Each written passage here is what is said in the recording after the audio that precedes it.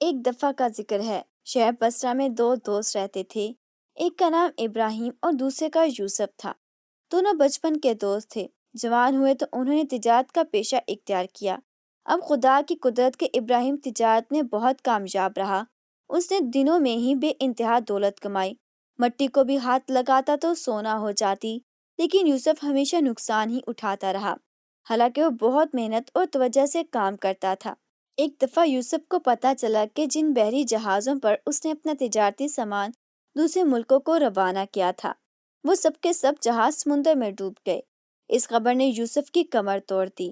یہ نقصان اس کے لیے ناقابل برداشت تھا، مگر اس نے صبر اور حوصلے سے کام لیا اور یہی کہا کہ جو خدا کو منظور تھا وہی ہوا، اور شاید اسی میں میرے لیے کوئی بہتری ہوگی۔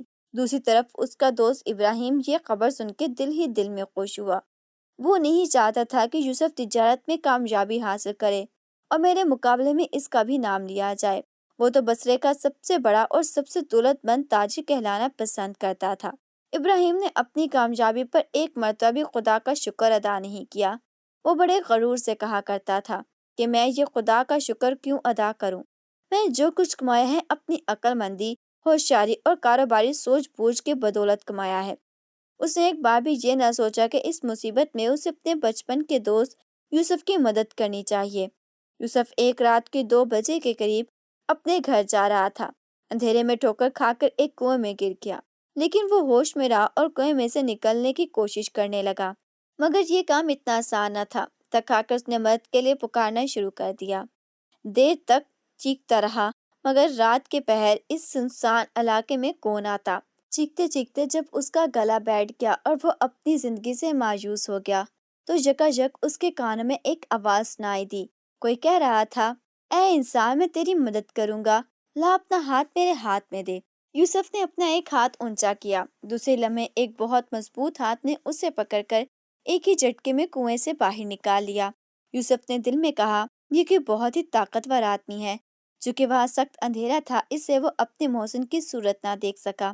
تمہارا بہت بہت شکریہ بھائی، یوسف نے کہا، اللہ تمہارا بھلا کرے۔ اس وقت تو رحمت کے فرشتے ثابت ہوئے۔ اب مہربانی فرما کر یہ بتاؤ کہ تم ہو کون اور میں کس طرح تمہارے احسان کا بدلہ اتار سکتا ہوں؟ میں جن ہوں، آواز آئی، اور اگر تم میرا ایک کام کر دو تو میں سمجھوں گا کہ تم نے میرے احسان کا بدلہ چکا دیا۔ تم جن ہو، یوسف نے کانپتی آواز میں کہا، لیکن کون سے جن، شریر یا نیک؟ اس نے سن کر کہا، بعض جن نیک ہوتے ہیں اور بعض شریر، اور جو شریر جن ہوتے ہیں وہ انسانوں کو اپنا غلام بنا لیتے ہیں۔ میں ایک چھوٹا سا جن ہوں، جواب ملا۔ اگر شریر ہوتا تو تمہیں کنویں سے ہرگز ہرگز نہ نکالتا۔ چھوٹا ہونے کے باوجود میں انسانوں سے زیادہ طاقتور ہوں۔ مجھے بہت دنوں سے ایک ایسے آدمی کی تلاش تھی جو میرا ایک چھوٹا سا کام کر سکے، لیکن میں جب کسی آدمی سے ایسی درخواست کرتا وہ ڈر کے مارے بھاگ جاتا۔ بولو، کیا تم میرا کام کر دو گے؟ ضرور کر دوں گا، بشرط یہ کہ وہ میری طاقت اور ہمت سے باہر نہ ہو، یوسف نے جواب دیا۔ تمہارے لیے وہ کچھ بھی مشکل نہیں، جن نے کہا، آؤ اب میرے ساتھ ایک جگہ چلو، وہ کام وہیں پہنچ کر بتاؤں گا۔ جن یوسف کو ایک اجاڑ اور پرانے مکان میں لے گیا۔ اس کی دیواریں گر چکی تھیں، دروازے اور کھڑکیاں ٹوٹ گئی تھیں، جا بجا چوہوں نے بل بنا رکھے تھے اور چھتوں پر چمگادڑیں پھڑ پھڑا رہی تھیں۔ اس مکان میں ایک خفیہ تہہ خانہ تھا، جس نے یوسف سے کہا، لیکن اس کا راستہ بند ہے، جنوں کی طاقت نہیں کہ اس راستے کو کھول دیں۔ ہاں، کوئی آدمی ایسا کر سکتا ہے، یہی وجہ ہے کہ میں تمہیں یہاں لایا ہوں۔ بولو، میں کیا کروں؟ یوسف نے پوچھا۔ مکان کے صحن میں ایک لوہے کا کڑا لگا ہے، جن نے کہا، تم صرف اس کڑے کو پکڑ کر اوپر اٹھاؤ، یہ اس تہہ خانے کا راستہ ہے جسے ایک سل کے ذریعے بند کر دیا گیا ہے۔ میں تہہ خانے میں اتروں گا، آگے جو کچھ ہوگا وہ تم خود ہی اپنی آنکھوں سے دیکھ لینا۔ یوسف نے خدا کا نام لے کر لوہے کا کڑا اٹھایا۔ اسے ہٹاتے ہی پتھر کی باری سیل اپنی جگہ سے سرک گئی اور اب کھلے منہ کا ایک غار دکھائی دینے لگا۔ جن فوراً اس میں اتر کر غائب ہو گیا۔ یوسف وہی حیران و پریشان کھڑا تھا۔ اتنے میں جن تہہ خانے سے باہر آیا۔ اس کے ہاتھوں میں مٹی کی ایک بڑی سی رکابی تھی، جن میں اوپر تک سونے کی اشرفیاں بھری ہوئی تھیں۔ خزانہ؟ یوسف نے ایک دم کہا، تمہیں کیسے پتا چلا کہ اس مکان میں خزانہ چھپا ہوا ہے؟ دنیا بھر میں جتنے بھی خزانے زمین میں دفن ہیں، ہم جنات ان سب کی خبر رکھتے ہیں، جن نے جواب دیا۔ اس مکان میں دبے ہوئے خزانے کے بارے میں مجھے 200 برس پہلے سے ہی پتا تھا۔ اس زمانے میں یہ مکان ایک جادوگر کا تھا اور اس نے مجھے قابو میں کر لیا تھا۔ 100 برس تک میں اس جادوگر کا غلام بنا رہا۔ اس کے بعد وہ مر گیا۔ مرنے سے پہلے اس نے اپنا تمام خزانہ اس مکان کے تہہ خانے میں چھپا دیا تھا۔ تم ذرا یہیں رکو، میں ابھی آتا ہوں، جن نے یوسف سے کہا اور دوبارہ تہہ خانے میں اتر گیا۔ یوسف کے سامنے اشرفیوں سے بھری ہوئی رکابی دھری تھی اور سونے کے سکے اندھیرے میں بھی جھلمل کر رہے تھے۔ کاش ان میں سے چند اشرفیاں مجھے مل جاتی تاکہ میں دوبارہ تجارتی سامان خرید سکوں، یوسف نے دل میں کہا۔ اتنے میں جن دوبارہ نمودار ہوا۔ اس مرتبہ اس کے ہاتھوں میں اشرفیوں سے لبالب بھری ہوئی ایک اور رکابی تھی، وہ بھی اس نے یوسف کے سامنے رکھ دی۔ یہ تمام اشرفیاں تم لے سکتے ہو، جن نے کہا، لیکن ان کے عوض تمہیں میرا ایک اور کام کرنا ہوگا۔ وہ کیا؟ یوسف نے پوچھا۔ مارے خوشی کے اس کا دل بتیوں اچھل رہا تھا۔ تم جہاں کہیں بھی جاؤ گے تمہارا فرض ہوگا کہ مجھے اپنے کندھوں پر اٹھا کر چلو گے۔ تم دیکھتے ہو کہ یہ بہت بڑا جن نہیں ہے جادوگر، 100 برس کی غلامی میں میری ٹانگیں کمزور ہو گئی ہیں اور مجھے چلنے پھرنے میں دشواری ہوتی ہے۔ اگر تم میری خدمت بجا لاؤ تو میں وعدہ کرتا ہوں کہ تمہیں اور بھی بہت سی اشرفیاں دوں گا۔ مجھے ان اشرفیوں کی بالکل ضرورت نہیں ہے، میں تو صرف یہ چاہتا ہوں کہ تم مجھے اپنے کندھوں پر بٹھا لو اور جگہ جگہ کی سیر کراؤ۔ نہیں نہیں، یوسف نے کہا، یہ کام میرے لیے ناممکن ہے، بالکل ناممکن ہے۔ مجھے تمہاری ان اشرفیوں کی ضرورت نہیں ہے۔ کیا تم اس معمولی سے سونے کے عوض مجھے ہمیشہ کے لیے اپنا غلام بنانے کا ارادہ رکھتے ہو؟ بس اب میں اپنے گھر جاتا ہوں، تمہاری اشرفیاں تمہیں مبارک۔ ٹھہرو، تم یوں نہیں جا سکتے۔ جن کے تیور ایک دم بدل گئے۔ اگر تم نے میرا کہا نہ مانا تو میں تمہیں اس ویران مکان میں قید کر دوں گا اور تم بھوکے پیاسے ایڑیاں رگڑ رگڑ کر مر جاؤ گے۔ یہ کام میں کسی اور آدمی سے بھی لے سکتا ہوں، لیکن مجھے معلوم ہے کہ آج کل پیسوں کی سخت ضرورت ہے تمہیں، اس لیے یہ پیشکش میں نے تمہیں کی ہے۔ بیوقوف نہ بنو یوسف سوداگر، میری بات مان لو اور اس پر عمل کرو، زندگی بھر عیش کرو گے۔ نہیں نہیں، میں تمہاری غلامی سے موت کو بہتر سمجھتا ہوں، یوسف نے جواب دیا۔ بے شک تم نے مجھے کنویں میں سے نکالا، اس کے میں تمہارا شکر گزار ہوں، لیکن اتنی خدمت کا جو معاوضہ تم مجھ سے وصول کرنا چاہتے ہو وہ میں کبھی نہیں دوں گا۔ ہٹ جاؤ میرے راستے سے اور مجھے گھر جانے دو۔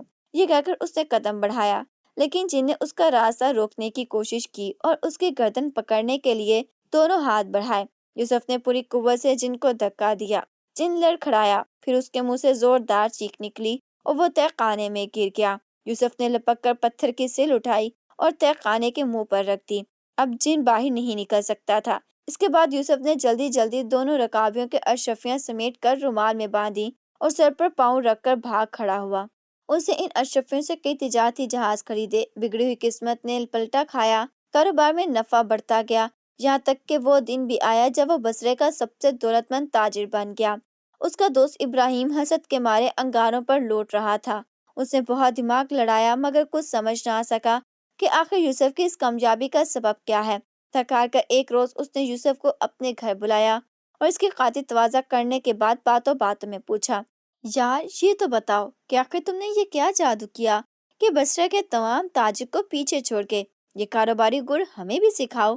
یوسف نے پہلے تو ابراہیم کو ٹالنے کی بڑی کوشش کی، لیکن جب وہ جھاڑ کا کانٹا بن کر لپٹ گیا تو مجبور ہو کر شروع سے آخر تک ساری داستان سنا ڈالی۔ ابراہیم حیرت سے منہ کھولے اور آنکھیں پاڑے سب کچھ سنتا رہا۔ آخر میں یوسف نے اسے اس ویران اور اجڑے ہوئے مکان کا پتہ دیا اور خبردار کرتے ہوئے کہا، دیکھو بھائی ابراہیم، وہاں ہرگز نہ جانا، ورنہ نہ معلوم وہ شریر جن تمہارے ساتھ کیا سلوک کرے۔ یہ بھی ممکن ہے کہ تمہاری پیٹھ پر سوار ہو جائے اور مرتے دم تک تمہیں آزاد نہ کرے۔ نہیں نہیں، بھلا مجھے وہاں جانے کی کیا ضرورت ہے؟ ابراہیم نے جواب دیا، لیکن دل ہی دل میں وہ سوچ رہا تھا کہ یوسف نے جو کہانی سنائی ہے سچ ہے یا جھوٹ۔ میرا خیال ہے کہ اس نے مجھے ٹالنے کے لیے یہ گپ کھڑی ہے۔ اس کا جھوٹ سچ پرکھنے کی یہی صورت ہے کہ میں اس مکان میں جاؤں اور وہ تہہ خانہ تلاش کرنے کی کوشش کروں۔ کیا خبر وہاں اشرفیوں کا خزانہ موجود ہی ہو۔ اگر جن وہاں ہوا بھی تو میں منت خوش آمد کر کے اسے راضی کر لوں گا، وہ مجھے کچھ نہیں کہے گا۔ یوسف کو رخصت کرنے کے بعد ابراہیم نے اپنی بیوی سے کہا، ایک ضروری کام سے باہر جا رہا ہوں، ذرا دیر تک واپس آؤں گا، فکر مت کرنا۔ بیوی نے بہت پوچھا کہ رات کے وقت کہاں جا رہے ہو، لیکن ابراہیم نے اسے نہ بتایا، صرف اتنا کہا کہ میں ایسے کام پر جا رہا ہوں جس میں کامیابی کے بعد میں تمہیں سونے کے زیوروں میں سر سے پاؤں تک لاد دوں گا۔ اس کی بیوی کو زیوروں کا بڑا لالچ تھا، اس نے خوشی خوشی اس کو جانے کی اجازت دے دی۔ ابراہیم نے بہت جلد وہ بسیدہ پرانا مکان ڈھونڈ لیا جس کا ذکر یوسف نے کیا تھا۔ وہ اپنے ساتھ لالٹین لے گیا تھا تاکہ تہہ خانہ اچھی طرح دیکھ سکے۔ مکان کے صحن میں اسے لوہے کا کڑا بھی نظر آیا۔ اسے دونوں ہاتھوں سے کڑا تھام کر زور لگایا تو پتھر کی سیل اٹھ گئی۔ اب اس نے لالٹین کی روشنی میں تہہ خانے کے اندر جھانکا۔ وہاں سونے کی اشرفیوں کا ڈھیر لگا تھا۔ خوشی کے مارے اس کی چیخ نکل گئی۔ لالٹین ایک طرف رکھی اور تہہ خانے میں اترنے کی تیاری کرنے لگا۔ اب اس نے دائیں پاؤں ہی اندر رکھا تھا کہ ایک ہولناک آواز سنائی دی۔ یہ وہی جن تھا۔ اچھا، تو تم مجھے آزاد کرانے کے لیے آ ہی گئے۔ میں بہت دن سے اس تہہ خانے میں بند تھا۔ اے آدمزاد، تمہارا بہت بہت شکریہ۔ اس احسان کے بدلے میں تمہیں یہ سارا خزانہ بڑی خوشی سے دے سکتا ہوں، مگر تمہیں میرا ایک کام کرنا ہوگا۔ ضرور ضرور، ابراہیم نے کہا، میں ہر خدمت کے لیے حاضر ہوں۔ تم مجھے اپنا غلام سمجھو۔ بہت خوب، جن نے کہکا لگا کر کہا، مجھے تم جیسے ایک فرما بردار غلام ہی کی ضرورت تھی۔ اب ہم زندگی بھر ایک دوسرے سے الگ نہ ہوں گے۔ تم دیکھتے ہو کہ میری ٹانگیں کس قدر کمزور ہے۔ میں زیادہ چل پھر نہیں سکتا۔ اسے مہربانی کر کے مجھے اپنی پیٹھ پر سوار کر لو۔ اس کے بعد سارا خزانہ تمہارا ہے۔ آؤ، بڑے شوق سے آؤ اور میری پیٹھ پر سوار ہو جاؤ۔ ابراہیم نے سوچے سمجھے بغیر کہا، تم جہاں کہو گے وہیں لے چلوں گا، اور جس جگہ تم حکم دو گے وہیں اتار دوں گا۔ یہ سنتے ہی جن نے چھلانگ لگائی اور ابراہیم کے کندھوں پر سوار ہو گیا۔ اس نے اپنی پتلی پتلی ٹانگیں ابراہیم کے کندھوں میں شکنجے کی طرح پھنسا لی، جس کے سوار ہوتے ہی پتھر کی بھاری سل خود بخود اوپر اٹھی اور تہہ خانے کے منہ پر آن گری۔ ابراہیم چلایا، مجھے خزانہ تو نکال لینے دو، لیکن جن نے اس کی ایک نہ سنی اور زور سے اس کی گردن دبائی۔ تکلیف سے ابراہیم کی آنکھیں ابل پڑیں اور زبان منہ سے باہر نکلنے لگی۔ ہا ہا ہا ہا، جن نے کہکا لگایا، کیا عمدہ سواری نصیب ہوئی ہے۔ چل میرے گھوڑے، ذرا اپنی چال تو دکھا۔ چل شاباش۔ اور یوں مرتے دم تک ابراہیم اور جن ایک دوسرے سے الگ نہ ہوئے۔